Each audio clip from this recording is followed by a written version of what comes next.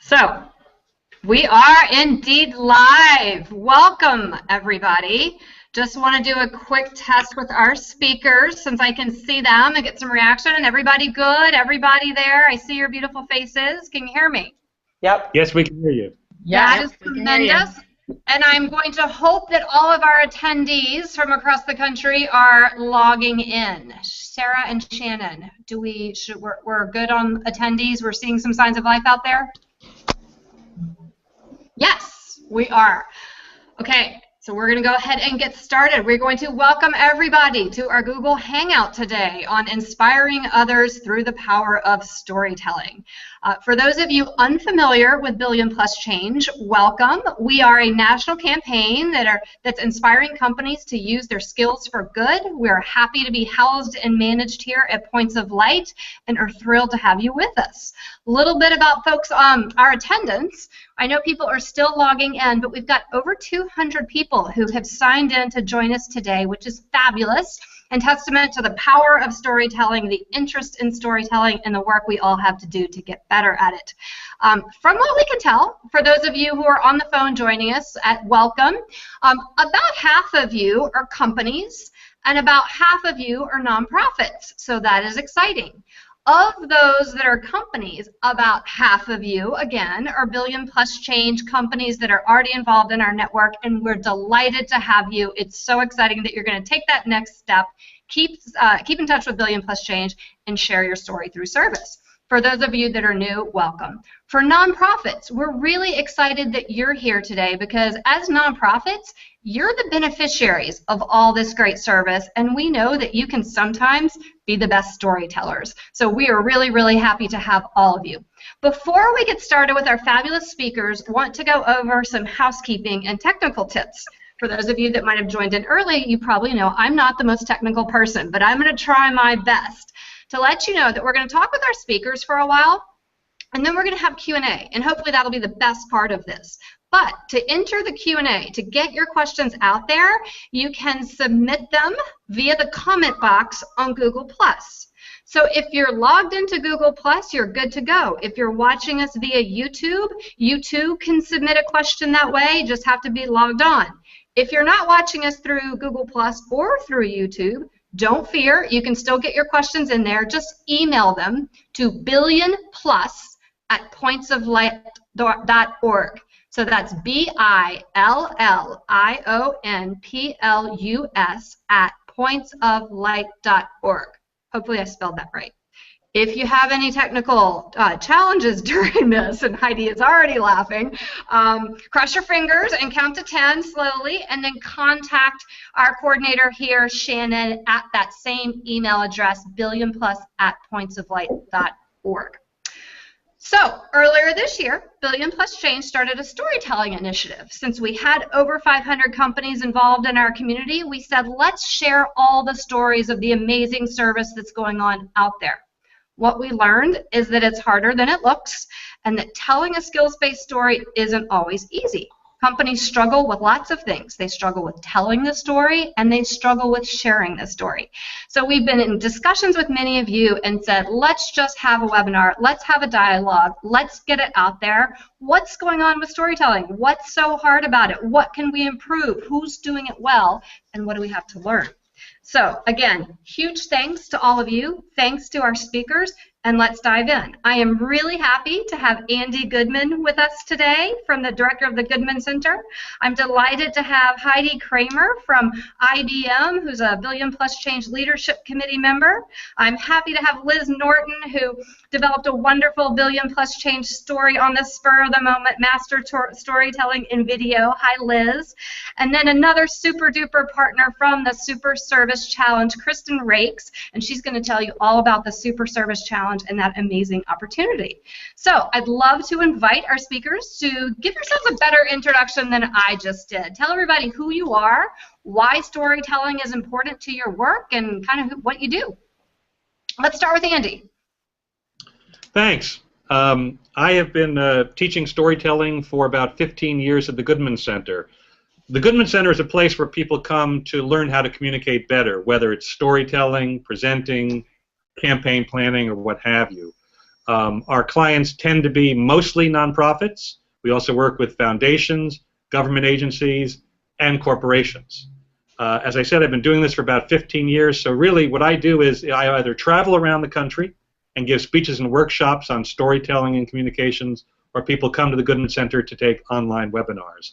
And my feeling about storytelling in a sentence, I think stories are the single most powerful communications tool that you have available to you, bar none. Period. End of transmission. That's super. Thank you. Thank you, thank you, thank you. Going down the row, Heidi, you're up next. All right. Well, hello, everyone. My name is Heidi Kramer. I work for IBM, and I've worked for IBM for about 28 years. In those 28 years, 15 of them I've spent in what they call the corporate citizenship function, leading our global on-demand community volunteer program. So storytelling is very near and dear to our hearts. For the decade that program has been in existence, we have told volunteer stories since literally day one. What we have found from our own employees is the importance of those stories and how they learn from them. They not only learn, but they actually add to those stories because they find connections. And the most important thing I think we have found is the pride that they feel in being that I am an IBMer. So that is why storytelling is very important to us. Very cool. We're going to hear more about that in a second. Let's go with Kristen. Hello, good afternoon. I'm Kristen Rakes, and I'm with the Super Service Challenge. This is our 4th year, and if you haven't heard of us yet, I'm excited to introduce you. The beauty of the Super Service Challenge is that the way a nonprofit can benefit in terms of funding from the Super Service Challenge is through the power of a short story, 2 minutes or less, captured on a video while you're doing your act of service. You can use our app, our Super Service Challenge app, to create your video in the moment. And what I love about what Andy and Liz and Heidi will share is that the stories come in many shapes and forms. They all have the ability to be inspiring. What we're excited about is to propel that message of service through these stories that are captured while you're serving. Let that be very authentic and in the moment. And then hopefully, as every time someone submits a video that is talking about their service, the nonprofit that was served has a chance to win part of over $1 million that we're giving away. And it's going on now, so I'll get to share more as we get into this, but that's the Super Service Challenge. Yay! It's live. It's up and running. I think it closes at the end of November. But finally, Liz, let's hear from you. Of course, you would have the beautiful photos in the background. Of course, yes. I am the executive director of Stone Soup Films, and once upon a time, there was an idea that nonprofits needed to be effective storytellers just as much as any corporation. And like what we are is a nonprofit film collaborative. We're based in Washington, D.C., and we partner with local nonprofits to figure out what are the stories that they most need to tell, and then we produce and donate a completed professional quality film to match those challenges. So we're dealing with storytelling all the time in our work with various nonprofits, a completely wide range of issues, everything from the environment to domestic violence to youth development, education, everything, and we're ferreting out stories all the time in a visual way. So we're able to face this challenge both on the micro level and the macro level for these organizations, and I believe it's the same as it is for any corporation, as it is for a nonprofit in terms of messaging. Excellent. And for those of you who may not have seen the teaser that was part of this Google Plus Hangout registration, please go watch the Billion Plus Change video to see an example of Liz's work. It actually tells the story of a whole bunch of our pledge companies and was really fun to work on. So let's start with the basics. We're going to start very simply and ask each of you to think about, in your opinion, what are the basic elements of a good story? And what does a person need to keep in mind in thinking about their audience when they're getting ready to tell a story? You could even go into what's the one mistake you see everybody making. So let's just get some basics out there. Well, I'll go first. Good. I tend to be a strict constructionist when it comes to what makes a good story. I think the definition of a good story has been handed down to us over thousands of years. Human beings have been telling stories in a certain way for thousands of years. All stories start by introducing us to a person that we're going to follow through the story. Stories are always about people. We need someone to identify with to pull us in this story. So we meet somebody, we find out something about them, we see them in their world in balance, and then something happens to throw their world out of balance, and now they need to go on a journey to restore that balance. They need to get something. They need to do something. They need to change something. So they go on this journey, and along the way they run into some barriers that make it interesting. It can't just be, I came, I saw, I conquered. That's not interesting. They've got to run into problems. And how they solve those problems is interesting. And the more problems they run into, the more interesting it gets, until finally, moment of truth, they cross that last barrier, and either they get to what they want and we have success, or they don't get what they want, but we have a lesson, but we have a clear resolution. We know what happened. We know what it means. We know why we took this journey. All good stories have those elements, and if those elements, any of those elements are missing, that's why the story falls apart. And that's my definition. I should say that is, I think that's the definition history has given us of a good story.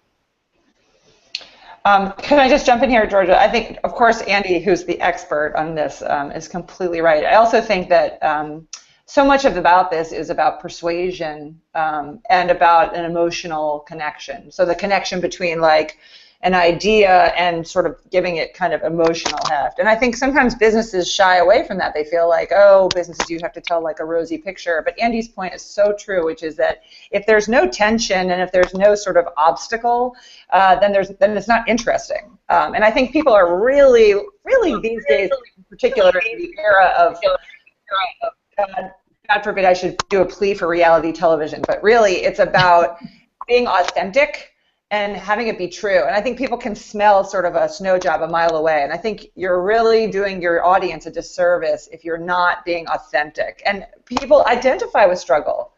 So that's, I think, a very important basic element of storytelling that some people feel they need to gloss over, but it's actually critical.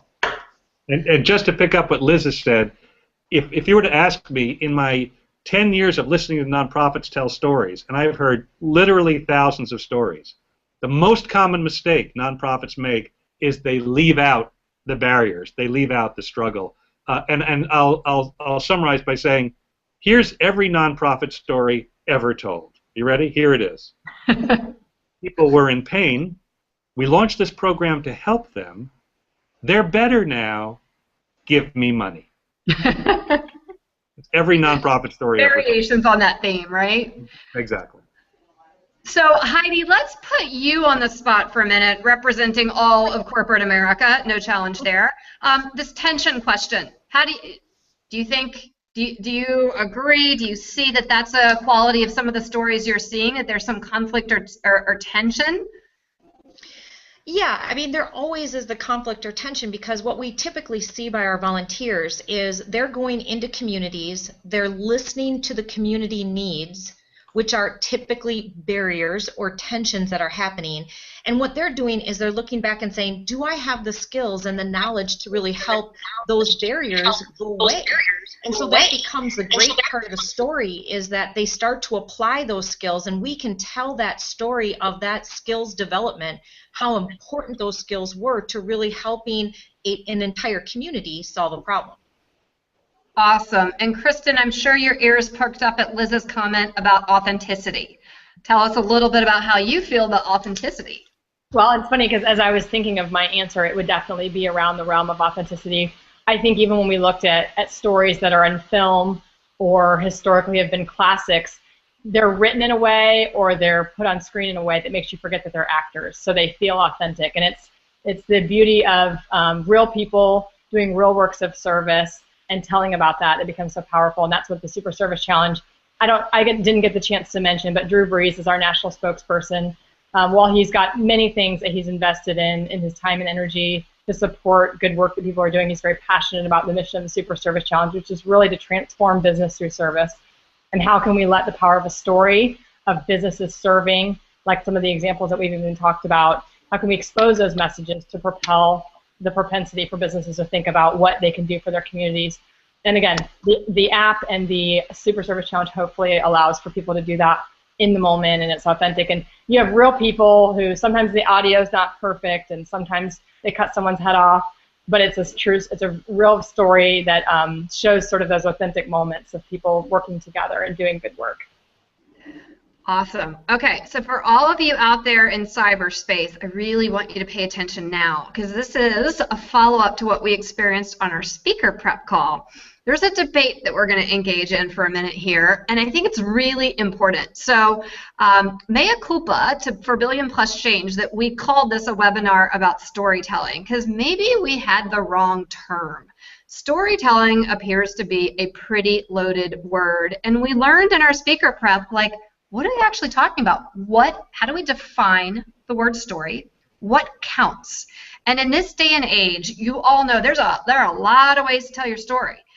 There's videos, there's selfies, there's of course the good old narrative. There are a lot of different kinds of stories going on out there. So we wanted to ask each of you to sort of talk to us a little bit more about the definition you just said. How do we define it? What counts as a story? Shall I go first again? You are a brave, fearless first person, yes. The narrative fundamentalist will go first. You know, I described before what is, I say, it's sort of the universal structure of a story, what Joseph Campbell called the hero's journey.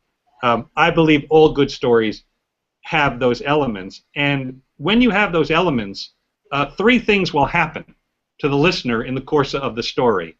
Number one, they will identify with somebody in the story. That's their window in.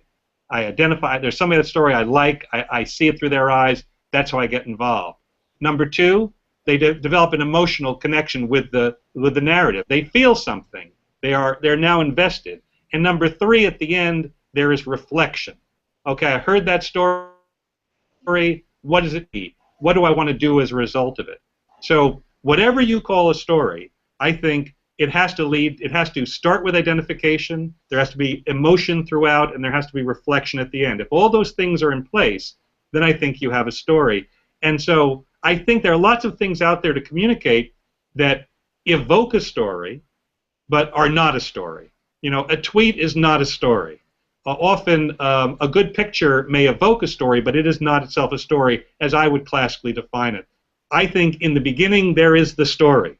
There is a story with all its elements, and thanks to social media and other tools, there are lots of ways to evoke that story, but they are not themselves a story, and that's my strict approach to defining it. It's a good one. It's interesting. I think sometimes we use, for example, I think Andy's point is well taken about having this total structure, but sometimes what we use, we call it whetting the appetite of the audience. So there's lots of different ways that you can enter into this. So you can give them a little bit, like we happen to do a weekly video blog at Stone Soup Films where we just tell like a snippet of an interview. It's not the whole story. So it doesn't actually strictly, story is so buzzy these days, but it actually invites you to engage on the same level to then find out and pursue what the actual story is. So sometimes you can use an element or a fragment of it as an entry point for others to want to get more information, to go to your website, to get to the rest of the story, or to find out, or just like any way that you engage people. And like, why do people tune into a soap opera week after week? Because they want to know what happens. So sometimes you can provoke or elicit a response with something that's a fragment of it, and then you can get people to engage on that level too. So I don't know if that's technically a story either, but that's sort of that's what we consider part of the engagement process. Okay, it's helpful to think, as I'm now thinking, like there's an engagement process here, that's sort of a teaser. Okay, Heidi and Kristen, what about you guys? What's your definition of story? What counts? Yeah, for us, I would have to say that it's the gamut. What we found is that if you do what we'll call traditional, all right, so where the kind of the system, the IBM system, for instance, is talking at you, sometimes that isn't as engaging as the person talking for you or with you, right? Where the authentic voice comes through.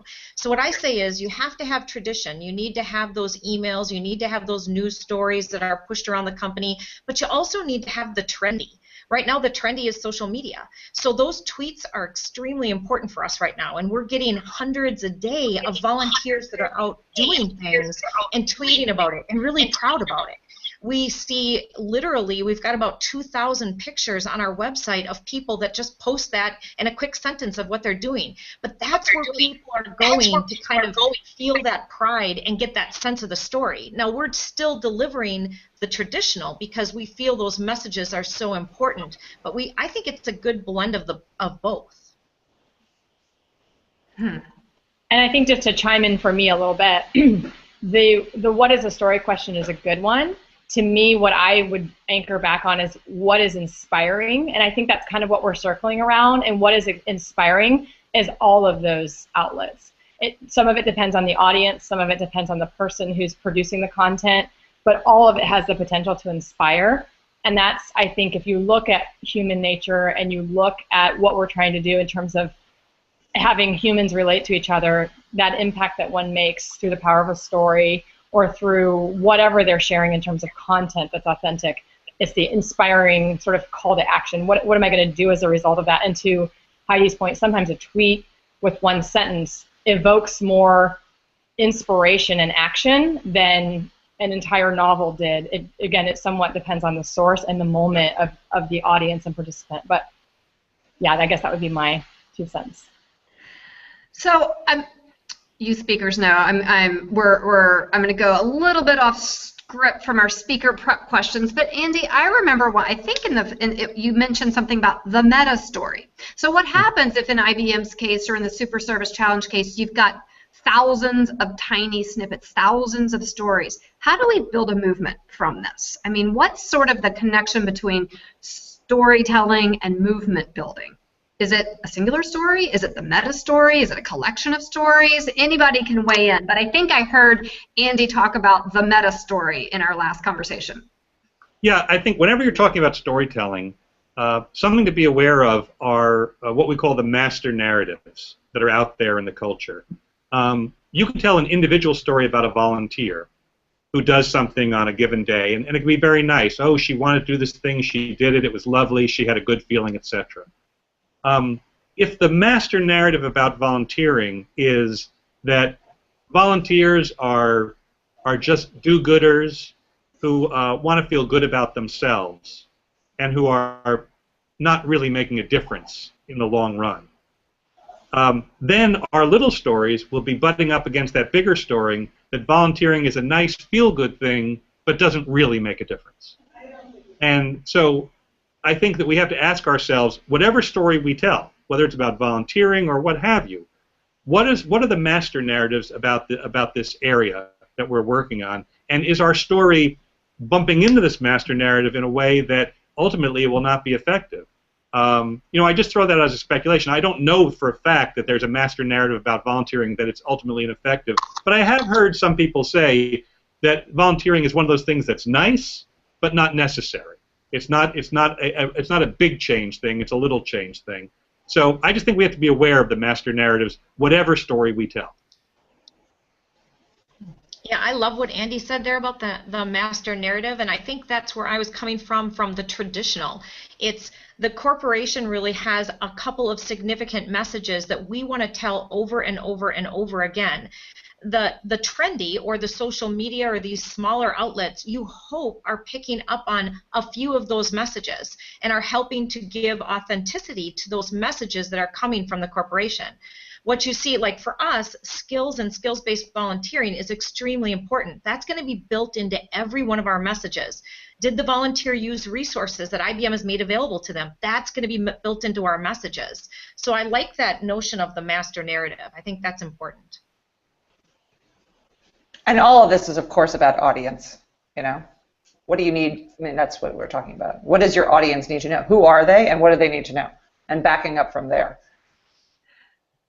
So that goes a little bit into the question that was part of this. Is in talking to companies, we hear that there's a difference between telling a story for internal purposes, that you're trying to inspire other employees to go out and volunteer, versus what the marketing department may be doing is crafting a story for external purposes.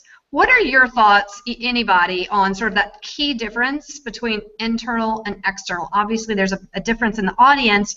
What are some things people should have in mind as they think about those? That maybe one size does not fit all. I'll give you an example. I got to work with a very large bank, who shall remain nameless, who told stories about their people volunteering. Now, these stories were told at a corporate retreat where it was a room full of people who worked for the bank. In the stories, the heroes or protagonists of the stories were the bankers themselves who had gone out to volunteer. And those stories were inspiring because for that room, other people who worked for the bank would say, hey, if she can do it, I can do it. You know, so it worked for them.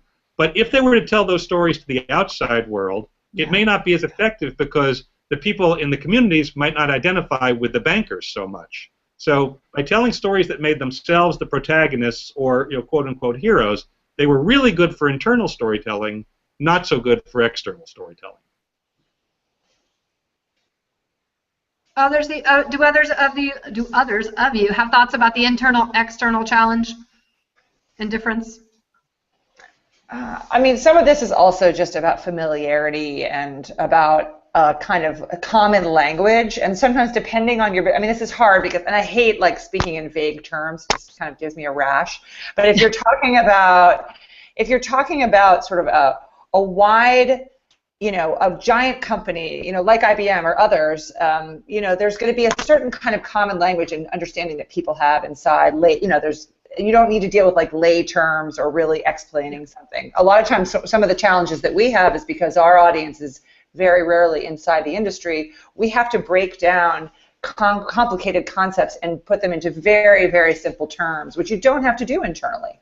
Internally, there's there's a common language. So I do think that it's always mindful, internal versus external, when you're talking about vocabulary and language and sort of, whether you're going to know people who they're talking to, you're going to, you know that guy, or that person's a total stranger to you and you don't really understand it.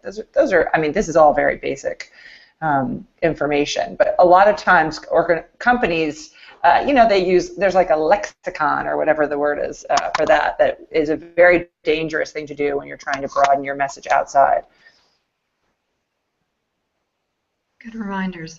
Okay, let's move on. I know some questions are coming in. We've got a few more we want to cover. Technology, innovation. We have to address technology. So Heidi, I was so glad that you mentioned like Twitter is alive and well and valuable. There, we've all experienced the ALS Ice Bucket Challenge, probably. There's a lot, Liz, you've got a specialty in video. What does technology mean for storytelling? What do people sitting in companies and nonprofits need to be thinking of? I mean, lots of questions. If I were starting from, how do you identify what story is good for which medium? When do you use which medium? Go at it. Technology, storytelling. What's it mean for us?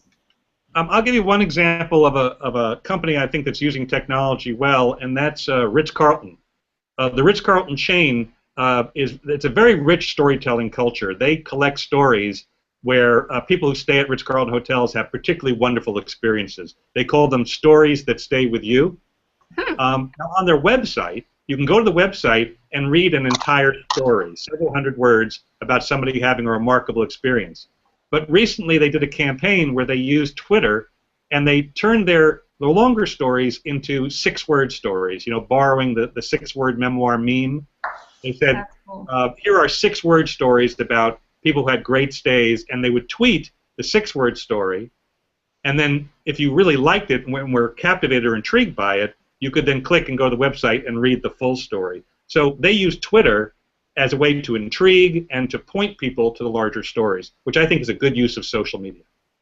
That's a great example. I don't know if they're on the phone, but they're certainly part of our network, and I'll make sure that they know you shouted them out. I've not seen that. Good. I think I've also talked about this, I referenced this, and this will be in your resource list, about the Red Cross. And they sent cameras out. They had an obstacle, which was people thought that Red Cross was just about donating blood or emergency service. But in fact, they do many things. So they had this brilliant idea of sending cameras out to people all over the country, regular people, not professional video people, and having them document their own stories and how Red Cross had changed their life. And then they cut these into these tiny snippets to show all the different aspects. It's a really brilliant use of technology. And think about the cost of the camera compared to what it would have cost to send a crew there to do it. And they're really like kind of roughly done, and it doesn't matter because they're so compelling and they're really beautifully done, and they're done in a consistent way. So that's another example of using technology and people's kind of familiarity and less of an intimidation about using this technology, which I think they use to their extreme advantage. They're really effective. That's really cool. And we will send you all, Liz alluded to a resource sheet, all of you on the phone and the Hangout. We're going to send you that resource sheet. But let's hear from Kristen and Heidi. What are your thoughts on this new day and age and all the technologies we have available? I can chime in a little bit.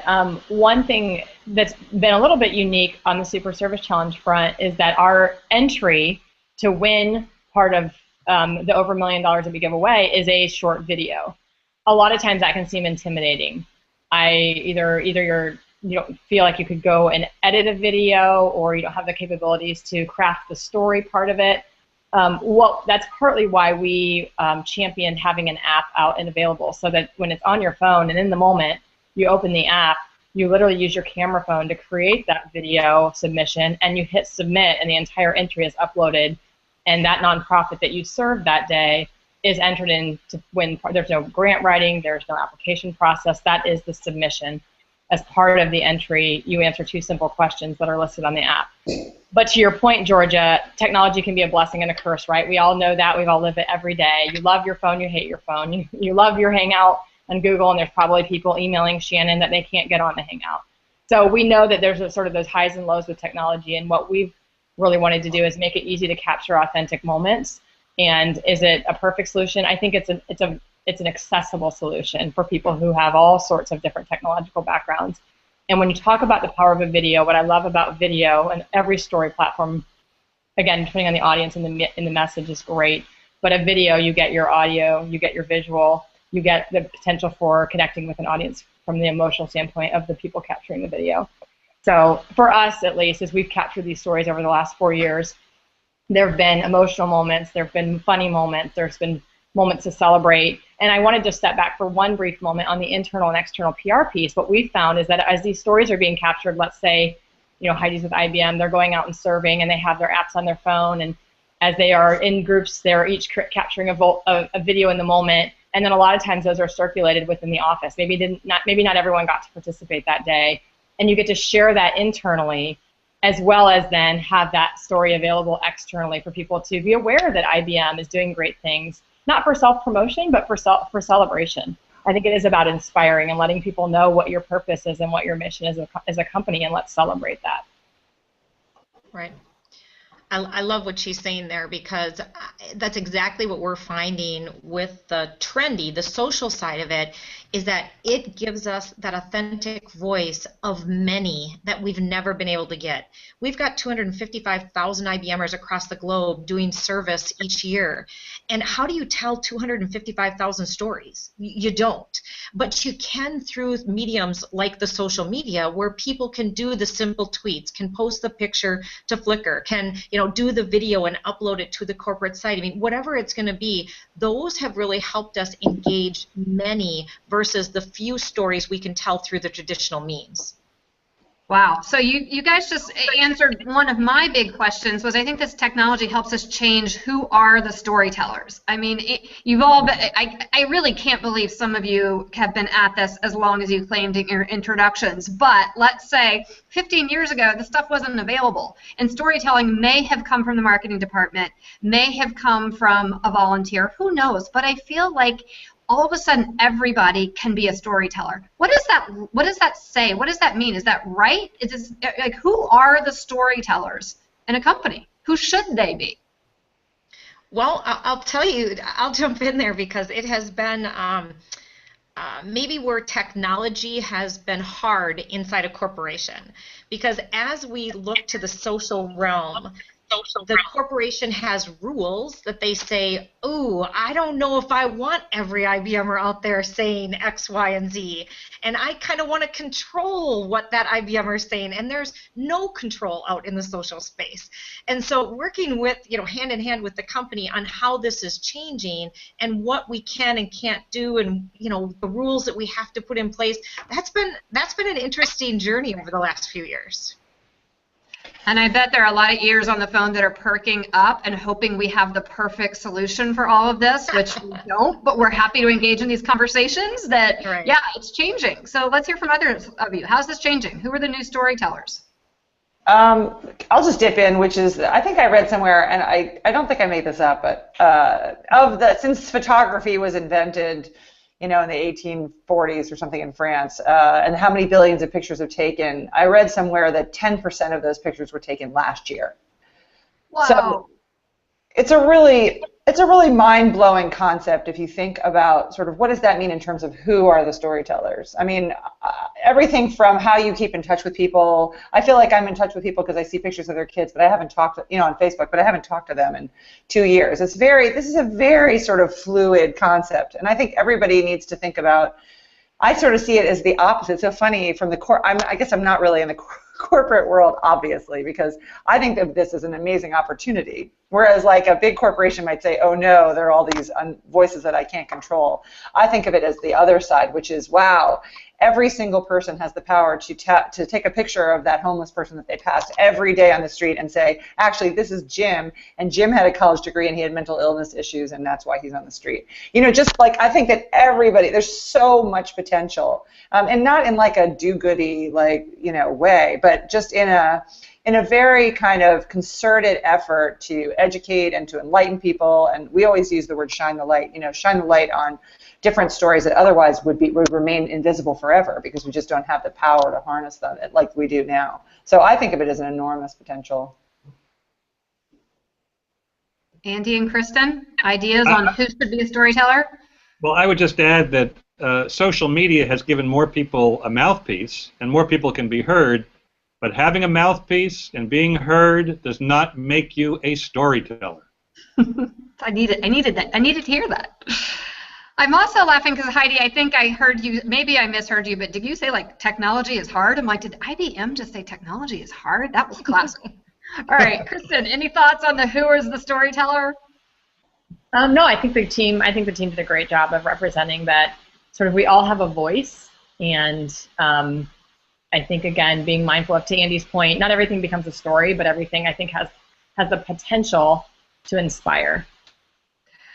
Okay, we are getting lots of questions in. Some of you have done some favorite storytelling sharing. We don't have oodles of time for you to share your favorite story, but did want to open up if there's just one story that sticks out in your mind, something that you wanted to share about a great example. Andy already shared a couple of good examples. Some shall remain nameless, some were named.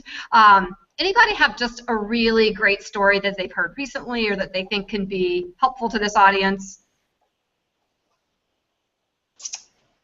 You mean of a story that we've told? Like the Red Cross, you've already said some, yes, a story you've told that made an impression on you personally, or just a great model. I mean, you already alluded to the Red Cross.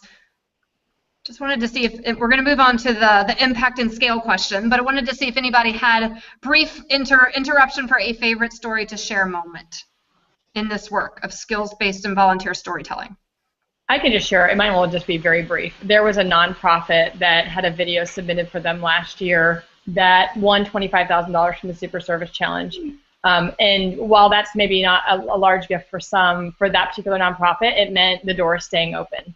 And so just hearing from the gentleman who he and his wife had started that nonprofit years ago and the beneficiaries of their particular focus, it was a meaningful moment for the entire team to know that they had won and were then able to continue the work that had been started so long ago.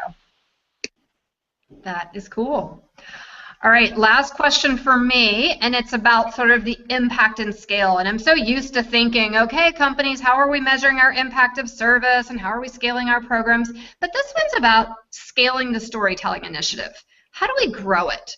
How does a company take it from a couple of people who really live and breathe the master constructs who are super good at? How do we train others? How do we encourage other people to share their stories? How do we share the stories more effectively so that they're distributed more widely? So, I mean, how do we grow this storytelling in our organizations? I have one suggestion.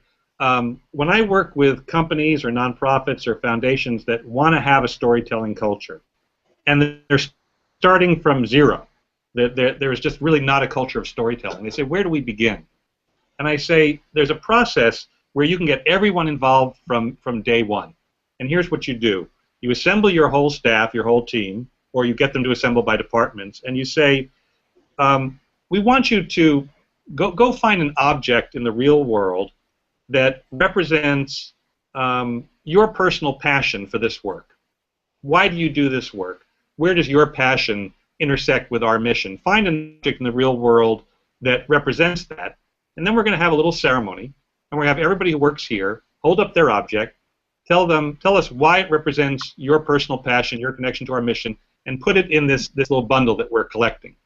And everyone on the staff will do it.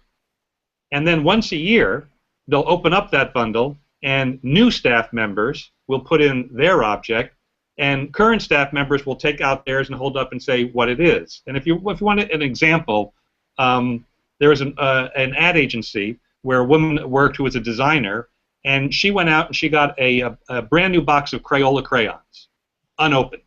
And she said, when I look at this box, I see, they're clean, they're fresh, they're new, there's the potential to do anything.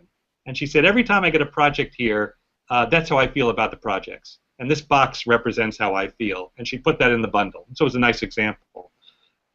This is actually a technique that's borrowed from indigenous tribes in the United States. This bundle is called the sacred bundle. And in it are objects that represent how people feel about, in the case of the tribe, in this case, our professional tribe. And so if you want to start to build a storytelling culture, I say get your people together, get them to find these objects, build your sacred bundle, open it up on an annual basis, and have people tell the stories, and that's just a great place to start because everybody can play. That's awesome. Don't be surprised if we have our next Google Plus Hangout a year from now where we're unbundling our bundles. That's great. Others, growing this. That is really cool. I mean, we always tell nonprofits that oftentimes the best stories are small. There's a tendency to want to tell your whole story and to sort of tell everything that you're doing, and that often most able representatives of your story are the people on the front lines, not necessarily, depending on the size of the nonprofit, but the people who are really coming into contact with those clients whose lives are being transformed. And I always say, like, what are the stories that you come home and tell your loved ones? I mean, nonprofit work is hard work, so you have to be driven, you have to be motivated by other things that go on, certainly not lucrative. So you have to be motivated by the faith that your work is actually changing people's lives and helping them. So the people who are, like we're working with a juvenile justice organization right now that's doing incredible mediation work. The people to talk to are not necessarily the executive director, but the caseworkers and the counselors who have the really hard work, and what do they bring? And so maybe building into your staff meeting every week, one person just tells a struggle or a triumph or something that happened that week, and somebody needs to be collecting those. I think that's not necessarily built into the culture. It's like something people talk about casually, but I think putting it as an agenda item is a great way to start. I love that. Heidi? Yeah, I mean, I don't have too much more to add. I mean, I've learned a lot. I love adding it to the agenda item. I'd love to see each one of our managers in a managers meeting each week allow a volunteer to stand up and tell one volunteer experience, because I think, within our culture, I think that would have a tremendous impact on the employees and their pride and their sense of connection to the corporation. That's what we find is, as our strategy for volunteerism aligns to the corporate strategy, people understand the strategy better because they live it through their volunteerism, and they begin to articulate that story through volunteerism as well as to the company. But I don't have too much more to add. I thought that was really good from Liz. Chris, thank you. Kristen, any thoughts? No, I think that was well answered. Okay, so we're going to dive into questions. I'm going to try to read my colleagues' handwriting and not butcher names, but a woman named Beth asks us a two-part question. Does a story that a nonprofit or company uses to tell its story need to be real, or can you put together a story that's a compilation of situations or people? The corollary is, what constitutes storytelling versus making things up? Can everybody see my hands? I saw you nodding your head as I was shaking your head. It depends. I mean, I'm just going to jump in here because I feel really strongly about this. We have very difficult stories. Sometimes we don't show people's faces. I mean, video is a different set of challenges if you're trying to protect sort of identities, but there are always ways that you can do things to protect people's privacy. We did a series on HIV where, you know, we just showed hands and not faces. You should never make it up. Everybody will know. It's very important to just be able to authentically represent what you're doing. I think you can get into very dangerous territory if you're doing like a composite character or something like that. I think people see through that. I think it's number one, it's a mistake, and number two, it's bad for your messaging. If you can't come up with some clarity in your messaging, whereas one story can represent at least an accurate facet of your company, then you need to scrap the plan and start over. Okay. I want to actually offer a rebuttal to that. I mean, I don't disagree with what Liz is saying fundamentally, but having traveled far and wide, one thing I've heard from some groups is they said, our community is so small that if we got up to tell a story and we changed the names and we changed some of the facts, they said people would still know who we're talking about. And so they feel like storytelling is denied to them because it's just the community's too small and too tight. And they said, what do we do? And I think in that case, I think composite storytelling is legitimate if you tell a story and you say everything that happens to Georgia in this story happens to women in our program. Okay. And all the outcomes are real outcomes. But Georgia is not one woman. She represents many women. But we have created her to protect the privacy of all. Brief little interlude. Can everybody hear me? Mm-hmm. Okay, that was a brief little scary blackout, but I have another question. Christine says that her organization is having trouble getting the science staff and employees to see that storytelling is a core part of their work. Her question is, how do we engage internal stakeholders in becoming engaged storytellers? And I have to say, being on the pro bono side of volunteering, sometimes we are working with the most amazing engineers or accountants or construction workers who really probably aren't used to telling stories professionally. So how do we get more people to be comfortable with this, especially people for whom writing or storytelling may be pretty foreign or outside of their comfort zone? Well, I can take a shot at that too, because I often speak to scientific audiences. And in one audience I spoke to, a room full of scientists, somebody actually said, isn't storytelling the opposite of what I do? They said that science is the study of the many, and story is the study of the one, and we study the many to make sure that something is true and it's not just a one-off. And what I said to these scientists was, I'm all for science, I'm all for data, but if people have stories in their head about the way the world works that allows them to ignore your data, that's what they're going to do. You tell stories to open up their minds that lets your data in. So let these people know that stories are a tool to connect with people so that they will look up from their iPhone, look up from their email, stop, look, and listen, and connect emotionally, personally, and then be receptive to the data. That's so true. I mean, it's basically uniting an emotion with an objective, which is basically what Andy's saying. Great. All right, I have another question here. For prizes and challenges, have you found that stories are playing a bigger role in keeping audiences engaged, getting people to apply more, or contributing to better reporting out at the end? Not completely sure what that means, but I think there's an interesting question there around the value of something like the Super Service Challenge in sort of opening this up to more people. I mean, have any of you encountered other really great incentives like that? Or Kristen, I don't know if you get that question a lot. Like, what's the value of the contest? Why a contest? Yeah, from our end, what we have found, interestingly enough, that I hear oftentimes that is unique about the Super Service Challenge is one, You have some celebrities who endorse things, and that's always fun, keeps things energetic. Two, especially with Drew Brees being an athlete and the idea of him participating in his everyday job as a contest or a challenge, trying to bring that energy. I think what a contest does is take something like the act of service, which feels very serious, and reminds us that the human nature can enjoy every emotion in serving.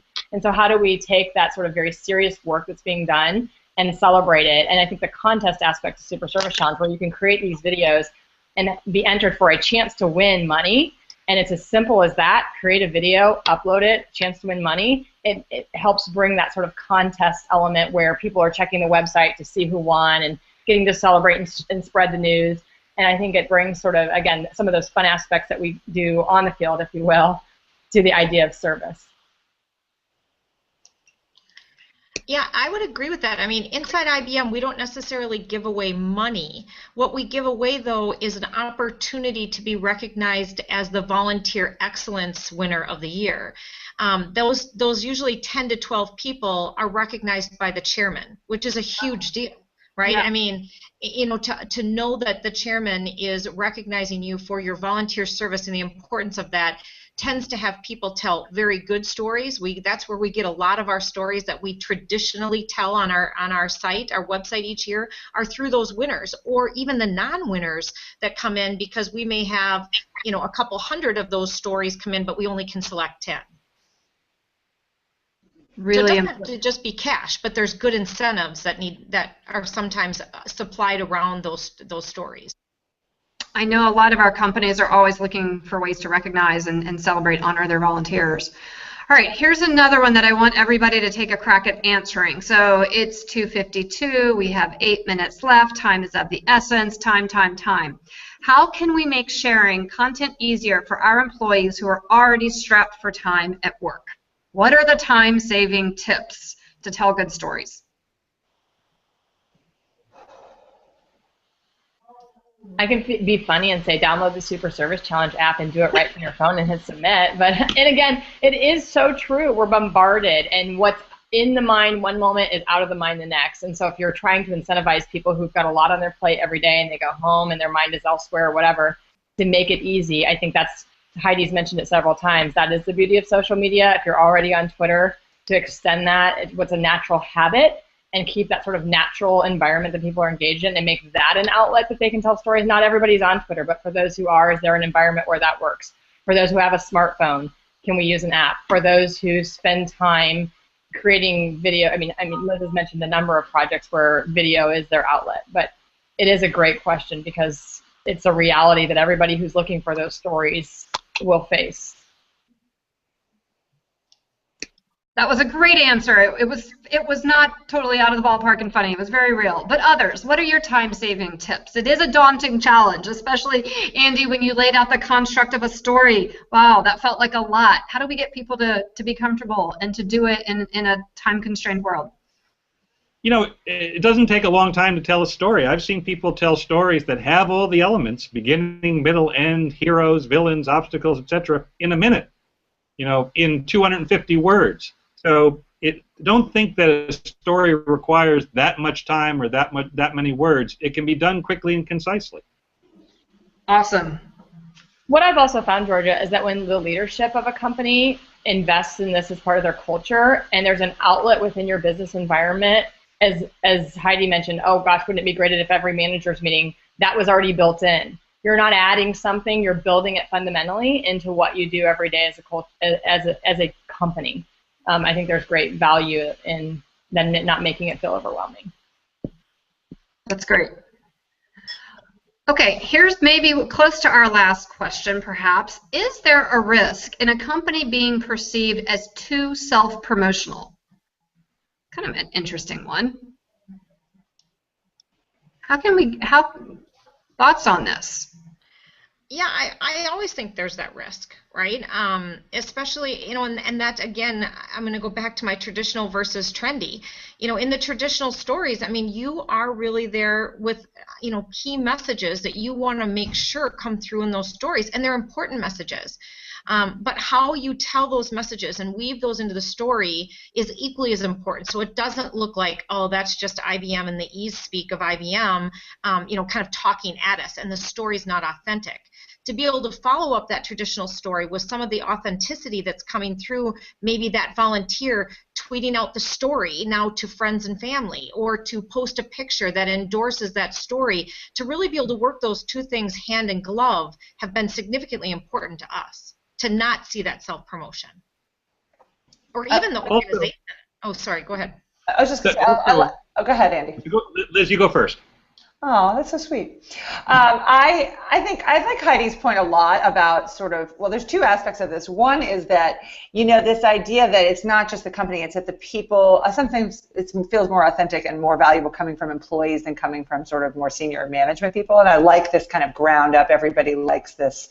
Certainly politicians, adhere to this idea of, grassroots. But on the other hand, the flip side of that is, there's nothing more annoying than being at a party and talking to someone who just talks about themselves all the time. So if we're talking about self-promotion, but if that person is telling stories about other people and about things that happened and other people who benefited, you have a lot more patience and you're more interested and you're more engaged. So I think that sometimes organizations, especially corporations, if they talk about sort of their, the end result more so than, and shift the focus onto the, if it's a science-based organization, the research and the effect and the positive aspects of that research on the lives of the people who benefited from that, I think you have a lot more leeway and a lot more patience and a lot more tolerance of, and it's still self-promotion, but it's just in a way that's much more tolerable, I think, for your audience. I think just to chime in at the end, it's actually a very relevant question, and it's something we talk to a lot of business leaders as we're engaging them in the Super Service Challenge, is that sometimes even this challenge platforms provides an outlet where it doesn't feel like, look at what we're doing.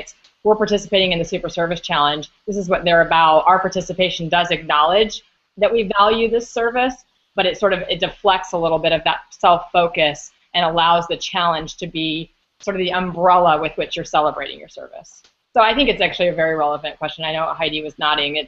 That walking that line of how do we share what we're doing without it seeming like I'm the parent in the room that talks about all my kid who gets straight A's all the time. Andy, did you want to say something? Yeah, I just think when you're telling stories about volunteerism particularly, it helps to have a sense of humor and to be a little self-deprecating. When I worked with that bank and they were telling stories of volunteerism, one story I'll never forget, a guy told about going out into a New York school, a bunch of these guys from the bank, and they were painting benches and walls and fences for the school, and they were all wearing these bright orange vests that had been given to them by the Department of Public Works while they were volunteering and doing their community service. And one of the kids from the school actually came up to this banker and said to him, "Are you doing community service?" And the banker said, "Yes, I guess I am." And the kid said, "Yeah." He said, "That's okay. I got in trouble once too." That is great. That is great. Well, that is a brilliant way to end this.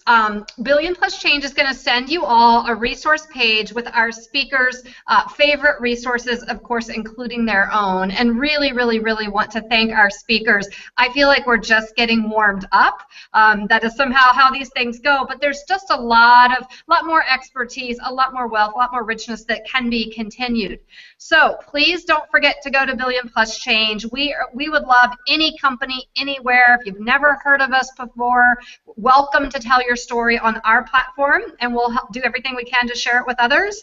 Certainly want to encourage you to also consider going to the superservicechallenge.com to submit a short video if that works for you. They're our partners. We talk to each other all the time. So there are 2 ways right now you can tell a story. Thanks to all of our attendees. Thanks for the great questions. I actually look forward to a part 2 and maybe that unbundling of those stories a year from now. But really, really just wanted to open the dialogue with folks, get people thinking. So share your stories internally, share them with your staff, share them with us, share them with each other, and tell stories. There you go. There's the IES. We can't see the exclamation points. All right, round of applause. Huge thank you to everybody, and have a great afternoon. Thank you.